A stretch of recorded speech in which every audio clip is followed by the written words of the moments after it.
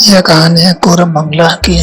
शिवम पेशे से एक वकील था। लोगों का कहना था कि वह एक सनकी वकील था। मिलोड, इस आरोपी ने बड़ी ही घिनौनी हरकत की है। यह कोई साधारण आरोपी नहीं है। इस पर पहले से ही कई सारे इल्जाम लगे हुए हैं। मिलोड, मैंने बस अपनी जमीन टैक्स बचाने के लिए वो जमीन टैक्स से खरीद ली। अब मैं उस चीज को सुलझाने की पूरी कोशिश कर रहा हूँ और मैंने सारे फाइन भी भर दिए हैं। माय लॉर्ड, एक तो चोरी, ऊपर से सीना चोरी। अरे शिवामा, तुम हमेशा ही ऐसा करते हो।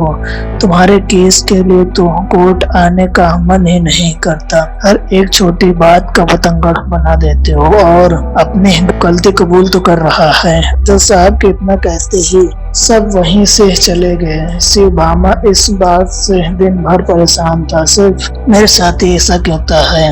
मैं थोड़ी ना किसी का दुश्मन हूँ। पता नहीं ऐसा कब तक चलता रहेगा। रास्ते पर गंदगी, लोग शराब के नशे में धुत, न जाने ऐसा कौन सा कर्म लिया है मैंने जो इस कलयुग में आकर फंस गया हूँ। भगवान करे सब ठीक हो। शिवभामा अपने मोबाइल को चार्ज करने के लिए उठता है और जैसे ही चार्जर लेकर अपने कमरे के बिजली के बोर्ड को हाथ लगाता है, शॉर्ट सर्किट हो जाने की वजह से उसकी दर्दनाक मौत हो जाती है। शिवभामा की मौत उसके परिवार में गहरा असर कर देती है। शिवभामा की मौत म्युनिसिपैलिटी कॉर्पोरेशन की गलती से हो जाती है। इस बंदे की मौत तो बहुत दर्दनाक हुई है। बेचारा अपने जीवन में कुछ कर ही नहीं पाया और शॉर्ट सर्किट से उसकी मौत हो गई। उसकी मौत इन बिजली विभाग के कर्मचारी की वजह से हुई है। वह पूरे बेवड़े हैं, कभी भी ढंग से काम नहीं करते और ऐसा हमेशा ही होता है। यह दूसरी मौत है। उस पुलिस वाले का नाम उस्मान था। नई पोस्टिंग लेकर वह उस शहर में आया था।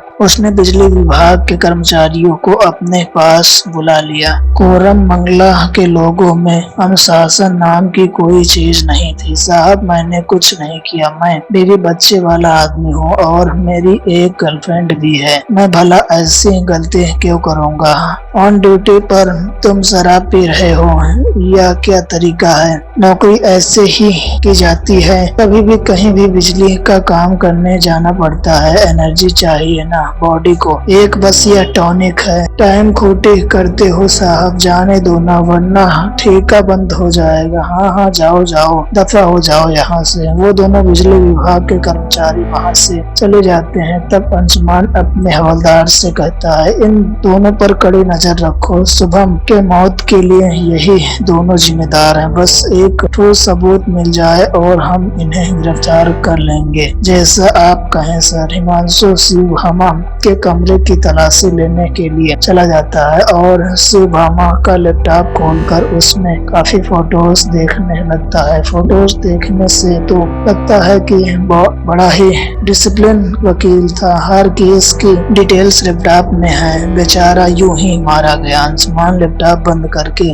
जा ही रहा था कि अचानक बिजली कड़ गई और लैपटॉप बंद हो गया। क्योंकि लैपटॉप उसके हाथ में ही था तो अंशुमान को एक जोरदार बिजली का झटका लगा।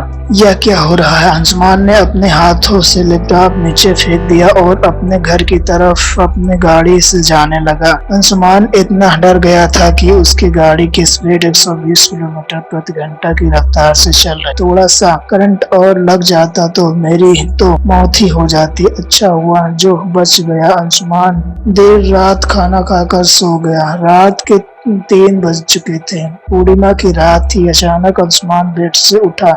उसका लाल चेहरा आधा अजीब तरह से रंग का दिख रहा था। बाल एकदम खुले हुए हैं, कपड़े एकदम अजीब। अंशुमान अपने घर से बाहर निकल गया। अंशुमान अपरिचित के वेश में आ गया था। शिवभामा का अपरिचित रूप और अपना डरावना रूप लेकर उसे बिजली विभाग के कर्मचारी के पास जा पहुंचा जो उस वक्त नशे में था। तुम कौन कार्टून हो जो अभी इतनी रात गए टीवी से बाहर निकल गए? तुम ठीक से काम क्यों नहीं करते हो? नहीं करूँगा। जा, जो करना है कर ले। दारू भी नहीं पीने देते हैं। चल तुझे मैं दारू पिलाता हूँ। उस वक्त अपरिचित यानी अंशुमान ने उस कर्मचारी का सिर पकड़ा और उसे जमीन पर घसीटते हुए पास के एक रेस्टोरेंट में ले गया। मुझे छोड़ दो, जाने दो, मुझे छोड़ दो, जाने दो। अरे आज के बाद शराब नहीं पिएगा तुम। शराब पीनी थी ना, वही शराब पिलाने तो ले जा रहा हूँ। अपरिचित ने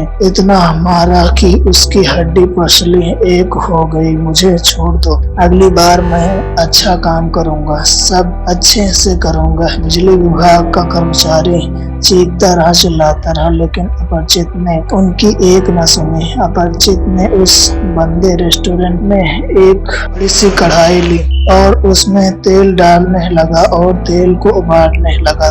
तेल में मसाले और हल्दी डालकर उस कर्मचारी से बात करने लगा। बड़ा मजा आता है ना शराब पीकर काम करने में। अब मैं तुम्हें मजा दूंगा। अब तुम मेरे साथ क्या करने वाले हो, क्या करने वाले हो? मुझे छोड़ो, मुझे छोड़ दो, मुझे छोड़ दो, मुझे जाने दो। अपरिचित ने उस कर्मचारी को उस खौलते हुए तेल में डाल दिया। चीखता रहा, चिल्लाता रहा, लेकिन अपरिचित ने उसकी एक न सुनी और उसके बाद अपरिचित वहां से चला गया। उस बिजली विभाग के कर्मचारी की मौत देखकर सभी लोग यकीन नहीं हुआ कि कोई इतनी दर्दनाक मौत किसी को कैसे मार सकता है। बहुत बुरी हालत कर दी उस बंदे की। देखकर ही तरस आ रहा है। इन सब में किसका हाथ है? मेरा भाई मुझे छोड़कर चला गया। भगवान, बेचारा उसका दोस्त, यह सब क्या हो गया? कुछ समझ में नहीं आ रहा।